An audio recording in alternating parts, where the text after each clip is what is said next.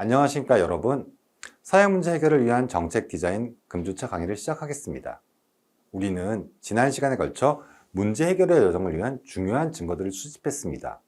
돋보기와 같이 질적 연구를 통해서 문제의 깊이를 파악했고, 지도와 같이 양적 연구를 통해 문제의 넓이를 확인했습니다.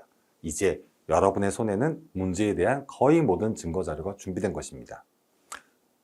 그렇다면 이제 이 증거들을 바탕으로 해결책을 찾으면 되는 것일까요?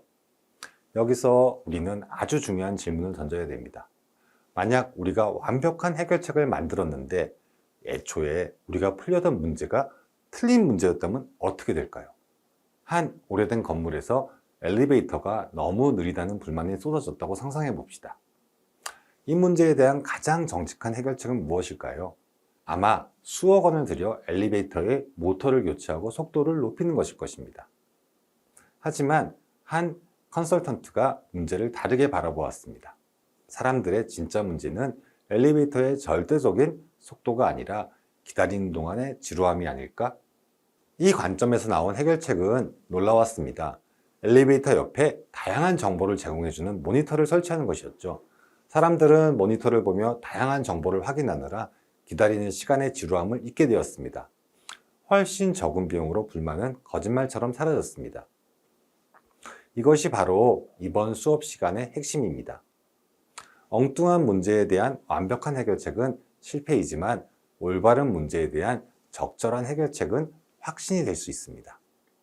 이번 주 우리는 단순히 수집된 데이터를 종합하는 것을 넘어 우리가 진짜 풀어야 할 문제의 본질을 단 하나의 문장으로 명확하게 정의하고, 때로는 느린 엘리베이터의 사례처럼 과감하게 재정의하는 법을 배울 것입니다. 이 문제정의 문장은 앞으로 여러분이 해결책을 찾아 나설 때 길을 잃지 않게 해주는 북극성과 같은 역할을 하게 될 것입니다. 그럼 이제 우리는 사회문제를 정의하는, 즉 북극성을 찾는 여정을 시작하겠습니다.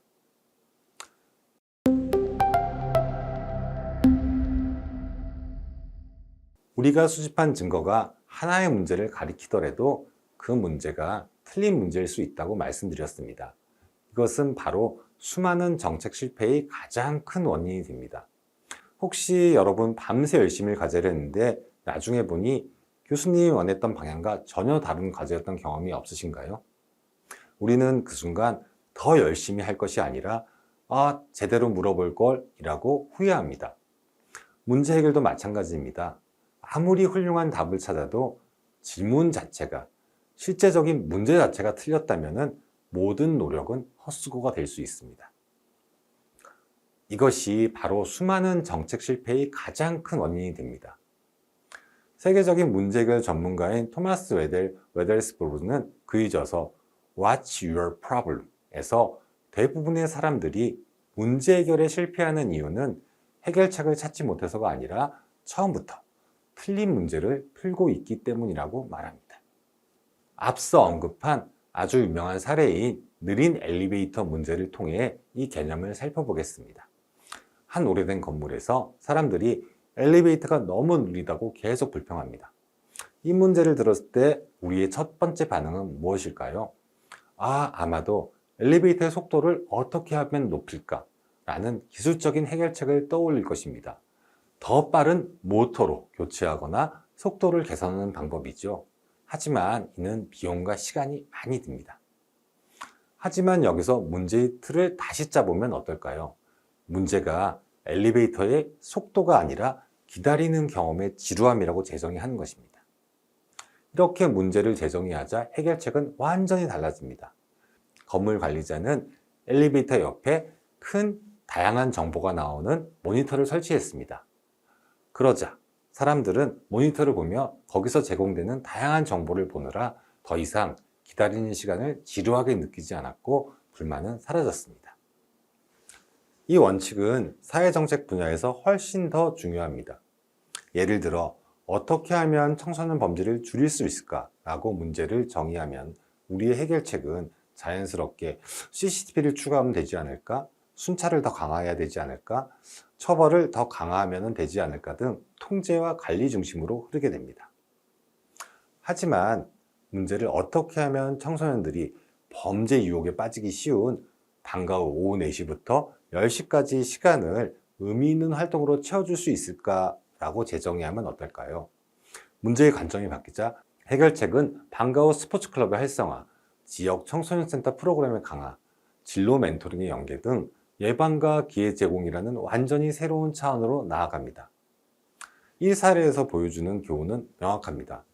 성급하게 해결책으로 뛰어들기 전에 우리가 지금 풀고 있는 문제가 과연 올바른 문제인가, 올바르게 정의된 문제인가를 먼저 의심하고 재정의하는 것이 훨씬 더 중요합니다.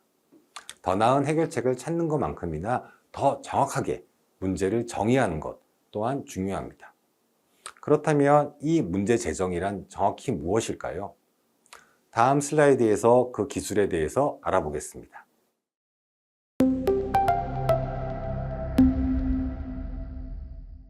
앞선 엘리베이터의 사례는 문제의 틀을 바꾸는 문제 재정의, 즉 리프레이밍의 힘을 명확히 보여줍니다.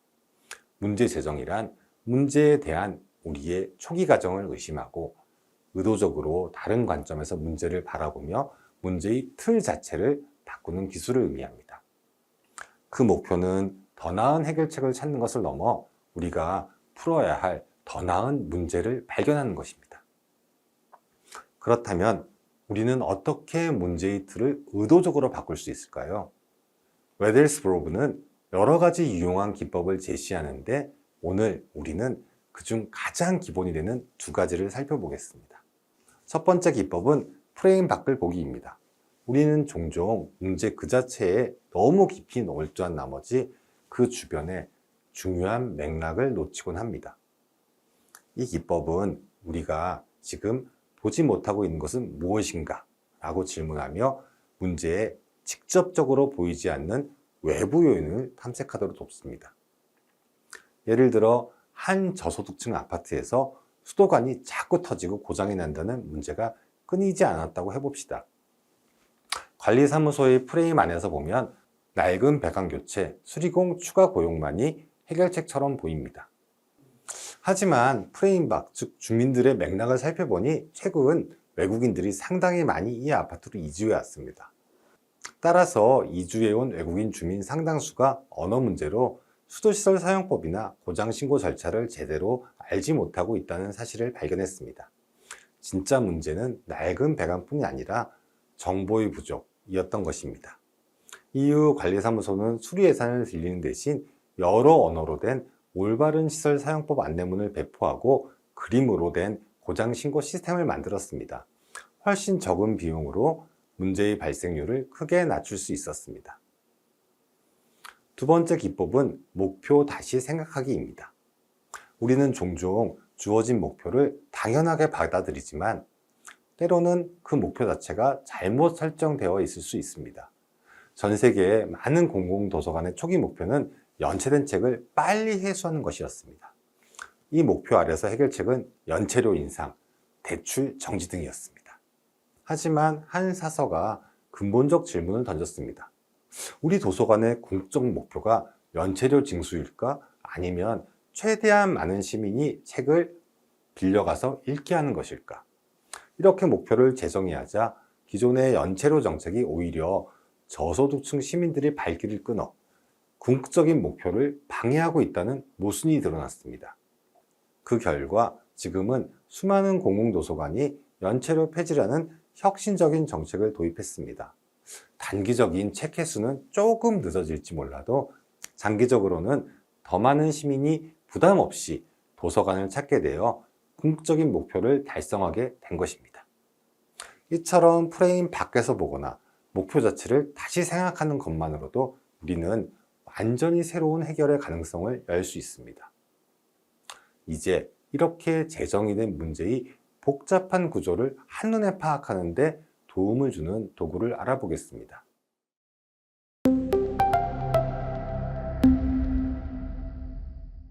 우리가 문제의 틀을 새롭게 정의했다면 그 다음 단계는 그 문제의 복잡한 구조를 한눈에 파악하는 것입니다.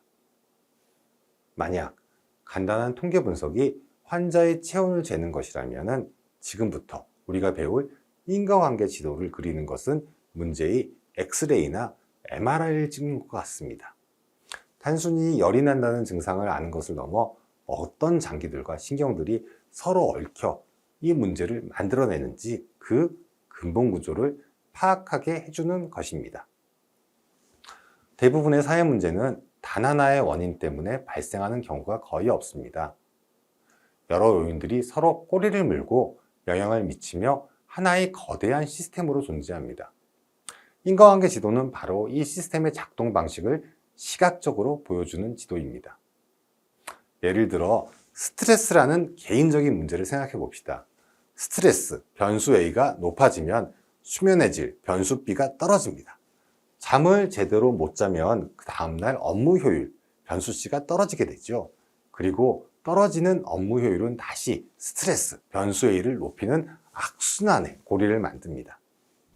이처럼 문제의 순환 구조를 한눈에 보면 커피를 마셔 효율을 높이는 단기적 처방이 장기적으로는 우리 수면의 질을 더 악화시켜 스트레스를 높일 수 있다는 것을 예측할 수 있습니다. 만약 우리가 이 전체 시스템을 보지 못하고 눈앞의 증상 하나만 해결하려 한다면 때로는 문제를 해결하기는커녕 오히려 악화시키는 재앙을 낳을 수 있습니다. 역사적으로 코브라 효과라는 유명한 사례가 있습니다. 영국의 식민지 시절 인도 델리에서 정부는 독사인 코브라가 너무 많아 걱정이었습니다. 그래서 코브라를 잡아오면 보상금을 주는 정책을 시행했죠. 단순하게 보면 매우 합리적인 정책입니다. 하지만 이 시스템은 예상치 못하게 작동했습니다. 사람들이 보상금을 타기 위해서 집에서 코브라를 사육하기 시작했던 것입니다. 나중에 정부가 이 사실을 깨닫고 보상금 제도를 폐지하자 쓸모없어진 코브라를 대거 방생하여 정책 시행 전보다 코브라 수가 오히려 폭발적으로 증가하는 결과를 발생했습니다. 이 사례는 시스템의 전체 구조를 이해하지 못한 채 섣불리 개입하는 것이 얼마나 위험한지 명확하게 보여줍니다. 이처럼 인과관계 지도는 문제의 근본적 구조를 엑스레이처럼 투시하여 우리가 특정 지점에 개입했을 때 어떤 예상치 못한 결과가 발생할 수 있을지 미리 예측하고 가장 효과적인 길을 찾도록 돕습니다. 그럼 이 강력한 진단 도구인 인과관계 지도를 어떻게 그릴 수 있을지 다음 슬라이드부터 구체적인 방법을 알아보겠습니다. 자, 그럼 이 인과관계 지도를 어떻게 그릴 수 있을지 그 첫 번째 단계를 시작하겠습니다. 지도를 그리기 위해서는 우리에게 필요한 기본 재료인 변수와 인과관계 화살표 두 가지가 있습니다. 먼저 변수란 시스템 안에서 시간이 지남에 따라 증가하거나 감소하는 모든 요인을 말합니다. 예를 들어 직원들의 작은 야근이라는 문제를 다룬다면 업무량, 스트레스, 업무 효율, 직원 만족도 같은 것들이 모두 변수가 될 수 있습니다. 다음으로 인과관계의 화살표는 이 변수들이 서로에게 어떻게 영향을 미치는지를 표시하는 연결선입니다. 화살표에는 두 종류가 있습니다. 첫째, 플러스 관계는 자동차의 가속 페달과 같습니다. 가속 페달을 더 밟으면 자동차의 속도가 올라가고 페달에서 발을 떼면 속도가 내려가는 것처럼 두 변수가 같은 방향으로 움직이는 관계입니다. 둘째, 마이너스 관계는 자동차의 브레이크 페달과 같습니다. 브레이크를 더 밟으면 자동차의 속도는 내려가고 브레이크에서 발을 떼면 속도가 올라갈 수 있는 것처럼 두 변수가 반대 방향으로 움직이는 관계입니다. 자, 그럼 직접 한번 그려보겠습니다. 직원들의 잦은 야근 문제를 중심에 놓고 시작해 보죠. 잦은 야근의 가장 직접적 원인은 무엇일까요? 어떤 변수가 증가하면 야근이 함께 늘어날까요?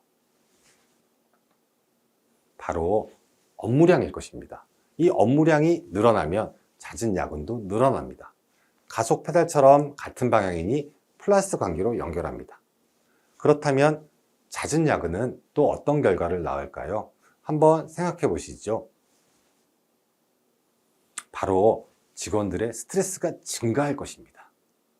이것도 같은 방향이니 플러스 관계일 것입니다. 그럼 스트레스가 높아지면 직원들의 업무 효율은 어떻게 될까요? 올라갈까요? 내려갈까요?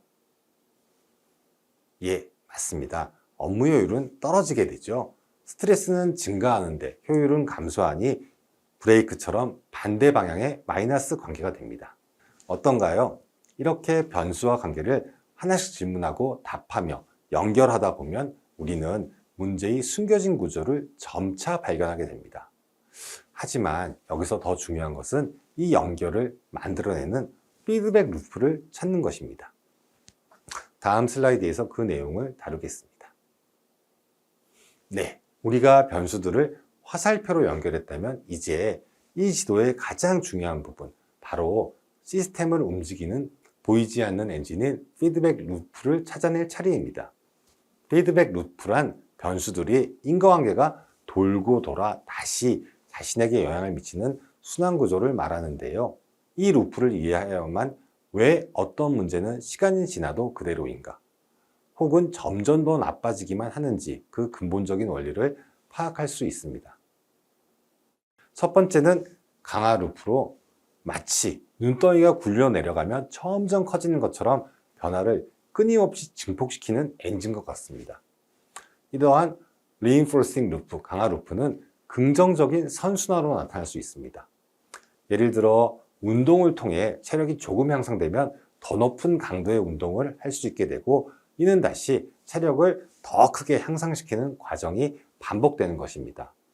반대로 부정적인 악순환의 모습으로도 나타납니다.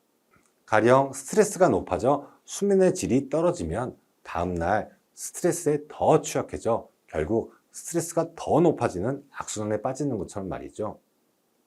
강화 루프가 이처럼 변화를 끊임없이 증폭시킨다면 이와 반대로 시스템을 안정시키려는 힘도 존재합니다. 이것이 바로 두 번째 종류인 균형 루프, 밸런싱 루프입니다. 균형 루프는 시스템을 특정 목표나 상태로 안정시키고 유지하려는 조절 장치와 같습니다. 마치 실내 온도를 설정해두면 더울 때는 냉방을 켜고 목표 온도를 유지하는 것 같죠. 우리 몸의 배고픔 시스템이 좋은 예시입니다. 이 배고픔이 증가하면 우리는 음식을 섭취하게 되고 그 결과 배고픔은 다시 감소하여 안정 상태를 되찾습니다. 이처럼 강화 루프는 시스템을 끊임없이 성장시키거나 쇠퇴하게 만드는 반면, 균형 루프는 이 시스템이 안정하게 유지되도록 조절하는 역할을 합니다. 사회문제 분석 시 이 두 가지 루프를 찾아내는 것은 매우 근본적인 작동 원리를 이해하는 데 매우 중요합니다. 이 두 가지 개념을 가지고 우리가 그리던 잦은 야근 문제의 지도로 돌아가 보겠습니다. 아까 우리는 스트레스가 늘어나면 업무 효율이 떨어진다고 했습니다. 그 다음엔 당연히 처리하지 못한 미처리 업무가 늘어날 것이고, 이 미처리 업무는 다음 날에 업무량에 더해지게 됩니다. 이제 연결이 완성되었습니다. 업무량이 늘어나고 야근이 늘고, 야근이 느니 스트레스가 늘고, 스트레스가 느니 효율성이 떨어져 다시 업무량이 늘어나는 끊임없는 순환 구조가 만들어지는 것입니다. 그렇다면 이것은 강화 루프일까요? 균형 루프일까요? 간단한 규칙은 루프 안에 마이너스 화살표의 개수를 세어보는 것입니다. 마이너스가 짝수개이면 강화 루프, 홀수개이면 균형 루프입니다. 이 루프에는 마이너스 관계가 두 개가 있으므로 시간이 지날수록 상황이 점점 나빠지는 전형적인 악순환, 즉 강화 루프라는 것을 알 수 있습니다. 이처럼 피드백 루프를 발견하면 우리는 문제의 근본적인 작동 원리를 이해하는 것을 넘어 이 악순환의 고리를 끊을 수 있는 가장 효과적인 지점이 어디인지를 찾을 수 있게 됩니다. 완성된 지도를 보면 우리는 여러 가지 개입 지점을 발견할 수 있습니다. 예를 들어 스트레스가 업무 효율 간의 부정적인 고리가 약해지도록 직원 심리상담 프로그램을 도입하거나 업무 효율 자체를 높이기 위해 새로운 협업 툴 교육을 제공할 수도 있습니다. 더 근본적으로는 애초에 업무량을 줄이기 위해 불필요한 보고 체계를 개선하는 방법도 생각해 볼 수 있습니다. 이처럼 인과관계 지도는 단순히 문제를 진단하는 것을 넘어 다양한 정책적 해결책을 발굴하는 아이디어 발상 도구로서의 역할까지 수행합니다. 네, 오늘은 우리가 해결하려는 문제가 처음부터 틀린 문제, 잘못 정의된 문제일 수 있다는 중요한 관점을 배웠습니다. 단순한 해결책을 찾기 전에 문제 재정의, 리프레이밍을 통해서 문제의 틀 자체를 바꾸고 더 나은, 더 정확히 문제를 발견하는 것이 얼마나 중요한지 확인했습니다. 또한 복잡하게 얽힌 문제의 구조를 한눈에 파악하기 위해 여러 변수들의 상호작용과 보이지 않는 엔진인 피드백 루프를 시각화하는 인과관계 지도 작성법의 기초를 다루었습니다. 이제 우리는 복잡한 구조를 파악하고 더 나은 관점에서 문제를 바라볼 준비를 마쳤습니다. 그렇다면 이렇게 재정의된 문제를 어떻게 하면 해결 가능한 과제로 바꿀 수 있을까요? 다음 강의에서는 재정의된 문제를 실행 가능한 기회로 바꾸는 How might we 질문과 우리 프로젝트의 명확한 북극성이 되어줄 문제 정의문 작성법에 대해 알아보겠습니다.